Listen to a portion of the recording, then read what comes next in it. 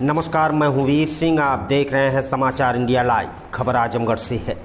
पूर्व विधायक ने मारपीट के आरोपों को बताया निराधार। आजमगढ़ जिले के सपा के पूर्व विधायक पर मारपीट करने व जमीन कब्जा किए जाने का आरोप एक व्यक्ति द्वारा लगाया गया था।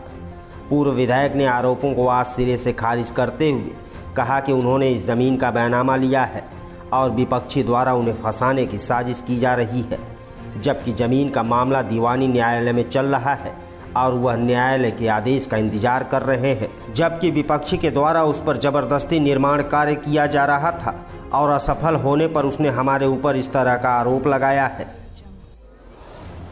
आपको बता दें कि अवनीश राय व उनके परिवार के लोगों ने आरोप लगाया था कि आजमगढ़ जिले के मेहनगर विधानसभा क्षेत्र से पूर्व विधायक बृजलाल सोनकर सिधारी थाना क्षेत्र के नरौली पर स्थित उनकी ज़मीन पर अवैध रूप से कब्जा कर रहे हैं और जब इन लोगों द्वारा विरोध किया गया तो विधायक व उनके समर्थकों द्वारा उनके साथ मारपीट की गई। इस मामले में अवनीश राय द्वारा थाने में मुकदमा भी दर्ज कराया गया है। इन सब मामलों को लेकर आज पूर्व विधायक बृजलाल सोनकर ने पत्रकारों से वार्ता करते हुए कहा कि उनके ऊपर लगाए गए सभी आरोप निराधार हैं, क्योंकि यह ज़मीन उन्होंने 2010 में बैनामा लिया है और उस ज़मीन पर इनका कब्जा है। वर्ष 2017 में निर्माण शुरू किया तो रामाश्रय राय के परिवार के अवनीश राय इत्यादि लोग अपने साथियों के साथ मौके पर आए और काम बंद करवा दिए। अपना कब्जा बरकरार रखते हुए मैंने विवाद से बचने के लिए शांतिपूर्वक काम बंद कर दिया। दीवानी न्यायालय में रामाश्रय राय व उनके परिवार के विरुद्ध वाद दायर किया गया, जो अभी भी न्यायालय में चल रहा है। उनका कहना है कि अवनीश राय व उनके परिवार के लोग अपने समर्थकों के साथ 10-12 मजदूरों के साथ ज़मीन पर कब्जा करने लगे। उस दौरान मैं लखनऊ था और मेरे घर से फ़ोन से सूचना मिली। मैं वापस आया और स्थानीय थाने पर कागजात दिखाकर काम रुकवाने का निवेदन किया। पुलिस ने न्यायालय के आदेश को देखते हुए कोई भी काम न करने का निर्देश देते हुए मना किया। उन्होंने कहा कि मेरे द्वारा कोई मारपीट नहीं की गई। उन्होंने कहा कि न्यायालय का जो भी आदेश होगा वह उनके लिए मान्य है और न्यायालय के फैसले का इंतजार कर रहे हैं। आजमगढ़ से वीडियो जर्नलिस्ट शैलेंद्र शर्मा की रिपोर्ट। सबसे पहले मैं आप सभी युवा साथियों का हृदय से स्वागत अभिनंदन करता हूं। दोस्तों, पिछले 5 दिन से लगातार मेरे विरुद्ध षड्यंत्र करते हुए social media, print media, electronic media में रामाश्रय राय के परिवार द्वारा झूठा बयान दे करके मेरा मान सम्मान खराब करने का प्रयास किया जा रहा है। दोस्तों, सच्चाई ये है कि मैं लखनऊ में था। मेरे घर से फोन गया कि हमारी प्रॉपर्टी पर रामाश्रय राय के परिवार के अवनीश राय और अन्य लोग 25-30 गुंडों को लेकर के और लगभग 1 दर्जन मजदूरों को लेकर के बाउंड्री करवा रहे हैं। मैं तुरंत वहां से चल दिया और रात में आ करके मैं एसओ साहब से मिला। मैंने एसओ साहब से कहा, मान्यवर, यह प्रॉपर्टी मैंने बैनामा लिया है 3 बिस्सा, और जिस आदमी से बैनामा लिया है उसको 1997 में मुंसफ न्यायालय से यह प्रॉपर्टी चौहद्दी दिखा करके उसको आबादी डिक्लेयर करते हुए दी गई है। और 1997 में ये भी दिखाया गया है कि करीब 30 साल पहले से, यानी 1975-76 से वो प्रॉपर्टी उसके कब्जे में थी। इस आधार पर उसको शेड्यूल कास्ट का आदमी था, उसको अलॉट कर दी गई। मैं आया तो चूंकि मैं भी शेड्यूल कास्ट का हूं, मुझे बैनामा लेने में कोई दिक्कत नहीं हुई और मैंने 2010 में बैनामा ले लिया। 2017 में मैं जब काम शुरू करने गया तब उस समय रामाश्रय राय के परिवार के अवनीश राय वगैरह ये 50 अपने साथियों को लेकर के आकर के मेरा काम रुकवा दिए। कोई अप्रिय घटना न हो, शांतिपूर्वक मैंने काम को बंद कर दिया और प्रॉपर्टी निर्विवाद तब से मेरे कब्जे में थी और आज भी है। और इस पर जबरदस्ती ये आदमी लेकर के 6 तारीख को चढ़ गए, कब्जा करने लगे। मैं आकर के एसओ साहब को सारी बात बताया, सारे कागजात दिखाया। उन्होंने फटकारा, डांटा इन लोगों को कि गलत बात है, आप किसी कॉम्पिटेंट अथॉरिटी का ऑर्डर दे करके आइए और without permission of any competent authority you can't do any work. आप वहां कोई कार्य नहीं कर सकते बिना किसी सक्षम अधिकारी के आदेश के। ये लोग मजबूर हो गए, इनके पास कोई रास्ता नहीं बचा।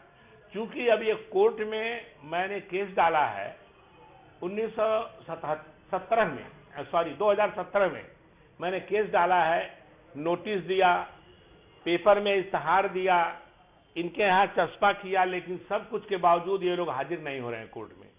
क्योंकि उनको मालूम है कि कोर्ट में जाएंगे तो कोर्ट पहला प्रश्न यही करेगा कि since last 50 years where you, आप 50 साल पहले से कहां थे।